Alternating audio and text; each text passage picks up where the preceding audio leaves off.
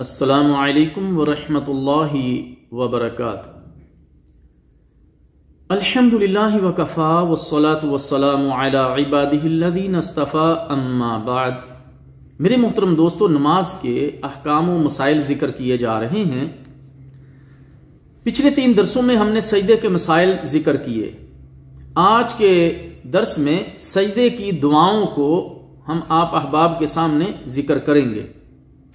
نبی مکرم صلی اللہ علیہ وسلم نے فرمایا، اقرب ما یکون العبد من ربہ وہو ساجد فاکثر الدعاء۔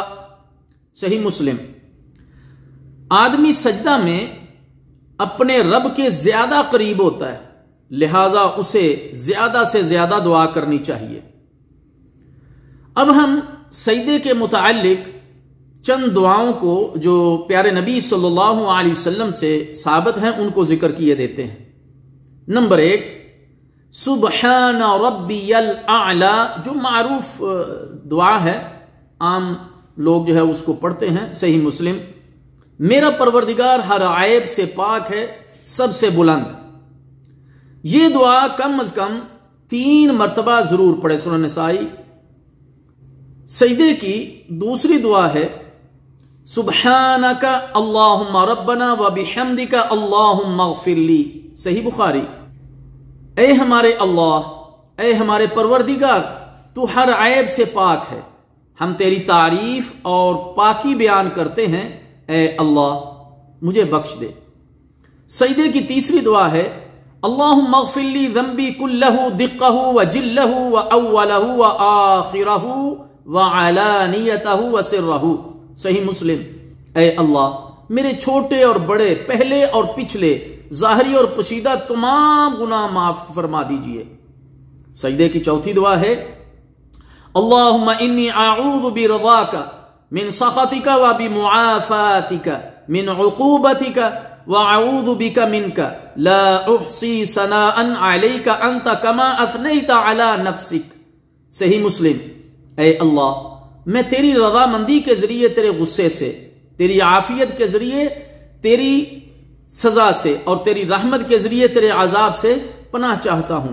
میں تیری تعریف کو شمار نہیں کر سکتا، تو ویسا ہی ہے جس طرح تو نے اپنی تعریف خود بیان فرمائی۔ سجدے کی 5ویں دعا ہے، سبوح قدوس رب الملائکۃ والروح۔ صحیح مسلم۔ فرشتوں اور روح جبرائیل کا رب بہت پاک، بہت مقدس ہے۔ سجدہ کی 6ٹھی دعا ہے، اللہم لک سجدت وبک آمنت ولک اسلمت سجد وجہی للذی خلقہ وصورہ وشق سمعہ وبصرہ تبارک اللہ احسن الخالقین۔ صحیح مسلم۔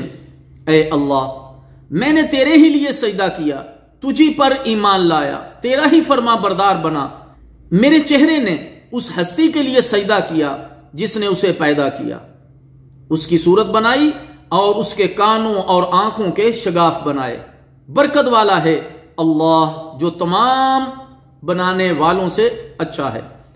سجدہ کی 7ویں دعا ہے، سبحان ذی الجبروت والملکوت والکبریاء والعظمت۔ سنن ابی داؤد۔ پاک ہے بہت جبر اور بہت بڑے ملک والا اور بڑائی اور عظمت والا۔ میرے محترم دوستو، جو پہلی دعا ہم نے ذکر کی اس کو تو 3 مرتبہ پڑھنا ہے، اس کے علاوہ باقی جتنی بھی دعائیں پڑھی ہیں ان کے لیے کوئی حد کم یا زیادہ کی مقرر نہیں ہے۔ سجدے میں قرآن مجید کی تلاوت کرنا ممنوع ہے۔ نبی مکرم صلی اللہ علیہ وسلم نے ارشاد فرمایا، الا وانی نہیت ان اقرأ القرآن راکعا او ساجدا۔ صحیح مسلم۔ مجھے اللہ تعالی جل شانہ کی طرف سے رکوع اور سجدے کی حالت میں قرآن مجید پڑھنے سے منع کیا گیا ہے۔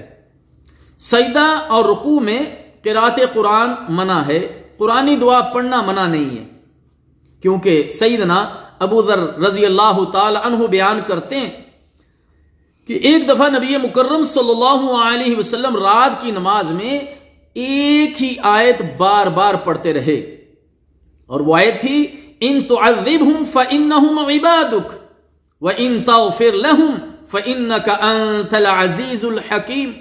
اور آپ صلی اللہ علیہ وسلم رکوع اور سجدہ میں بھی یہی آیت پڑھتے رہے، مسند احمد۔